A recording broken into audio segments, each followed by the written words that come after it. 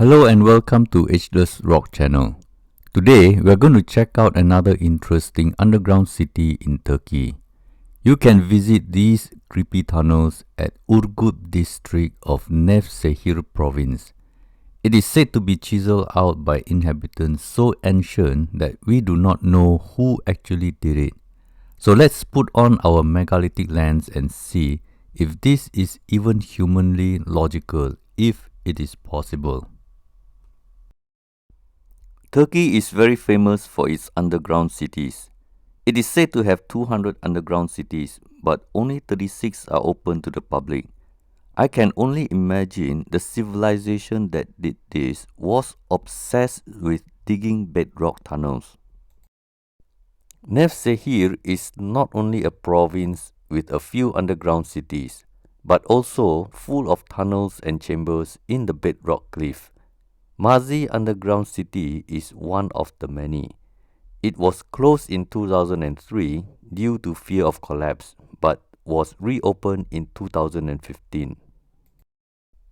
Mazi underground city in the district of Urgut is one that you can visit if you are fascinated by ancient tunnels and chambers, which are as mysterious today as they were when discovered. Urgut is sparsely populated with approximately 20,000 population.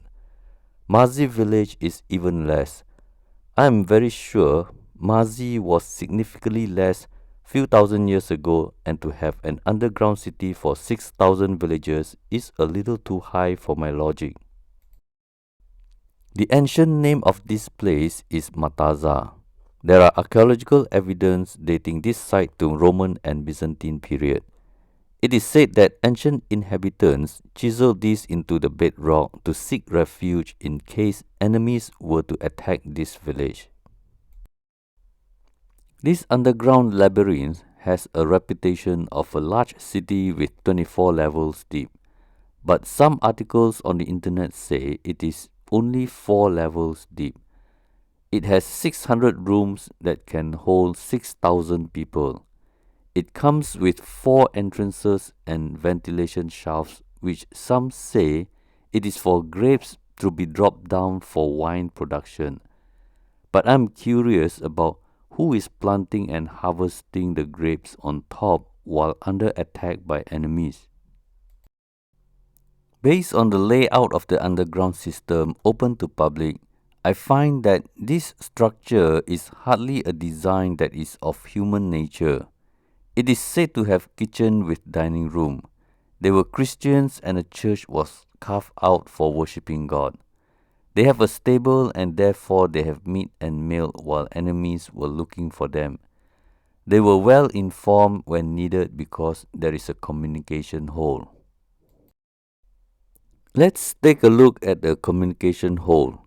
How did ancient people drill a hole in a bedrock? If they did drill with method we have yet to know, why would they do that? They can just meet on the other side in about 10 steps away, as shown in the yellow line.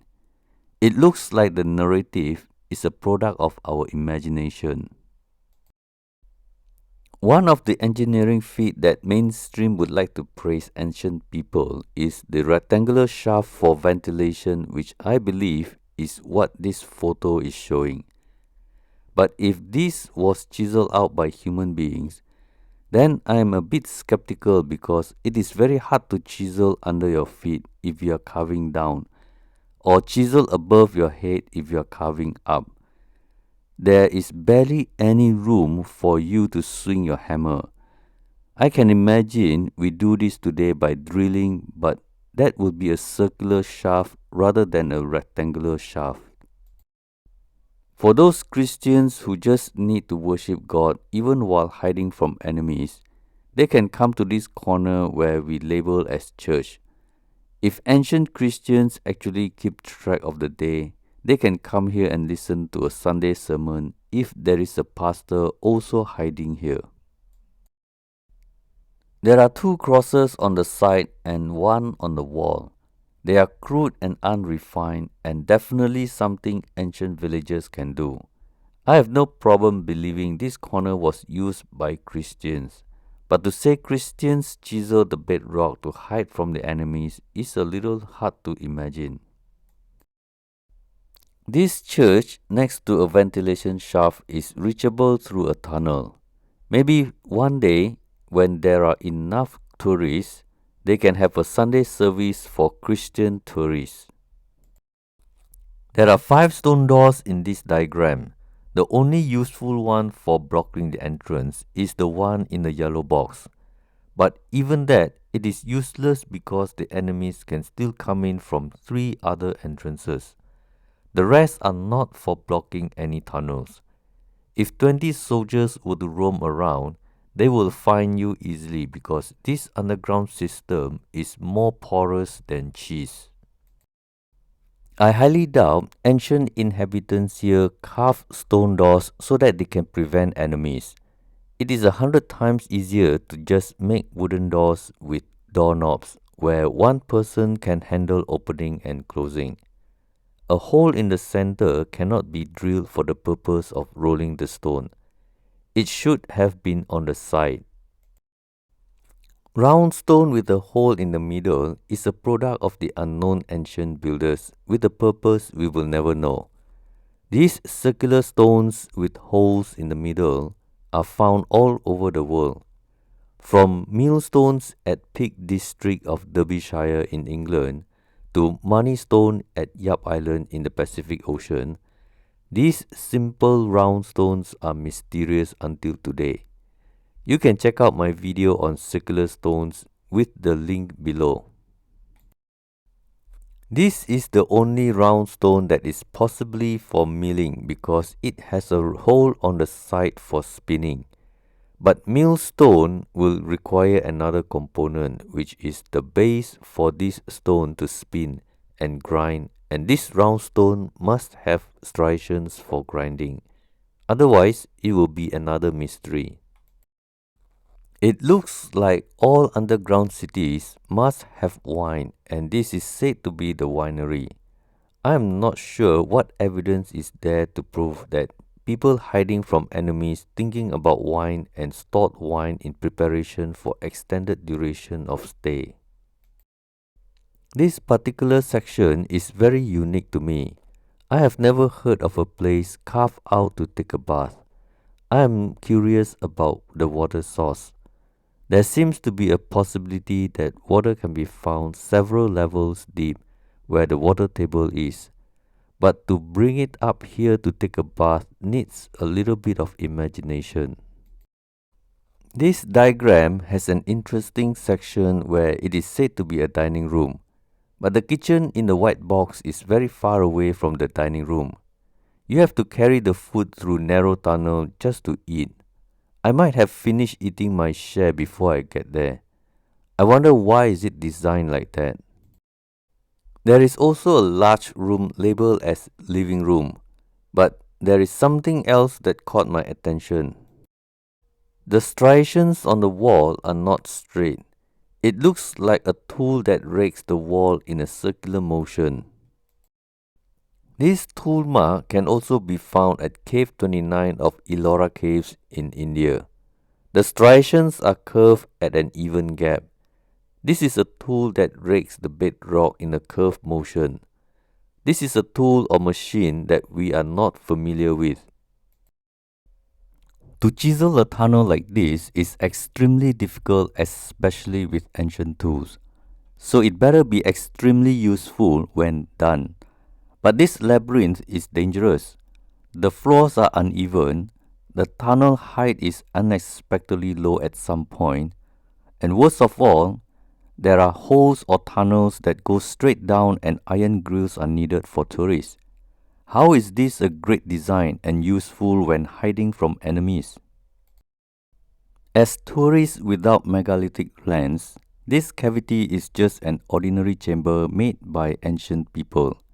But the random holes which is 90-degree drop is a fatal idea, especially when it is dark or very dark most of the time. However, the most interesting object and a smoking gun that round stone was not meant to be a door for closing is shown in the white box. This round stone has a hole in the center so big you can actually walk through the stone door. Remember, there are 4 entrances where enemies can come in, and once inside, this porous cheese architecture has no safe space. If archaeologists were to find this 1,000 years later, they would have concluded that round stones was made as a weight object to stand a signboard. I think there are many round stones with a hole in the middle, and it was used by those who find them useful. Archaeologists will conclude this is a millstone or grinding stone, even though the logic says it is a little bit suspicious. There is no handle to spin the round stone, and there is no funnel to allow the product to flow out. Is something I would like to see how this is actually useful. I have no idea what to make of this chamber with holes in the ground, but according to archaeologists, this is where ancient inhabitants stored their food. Is that even possible that food was stored in a place where you can accidentally slip into another level below and get injured or die? This must be the animal stall where goats and cows are believed to be fed for milk and protein. But I just wonder if that is a good idea during invasion when enemies were actively searching for rebels and you have goats bleating and cows mooing. In the system of labyrinth, there is an interesting item that looks like a small oval bathtub. I did not come across anyone mentioning this, and I cannot imagine how it was even useful in ancient times. I am very skeptical that ancient people would like to chisel bedrock into subterranean city only for hiding from enemies. The architecture itself is not of human nature, and the amount of work could have had a city with castles and houses protected by a moat. The side of the cliff is suspiciously smooth, unnaturally formed and nicely cut as if it was sliced like cheese from top to bottom, and therefore revealing rectangular holes which might have been part of the tunnel if the bedrock is still in its original form. If this was done by ancient inhabitants, that means the bedrock diggers did not only chisel into the bedrock, but also able to make the surface smooth for no reason. Overall, Mazi is a typical town or village where the bedrock was heavily carved out, whether it is underground or next to a cliff. Despite the fact that it is very hard to do, there are so many short tunnels and small chambers, but yet none of them seems to be a place you want to live inside. Well, that's all for today. I hope you enjoyed this short presentation on Mazi underground city with unknown inhabitants.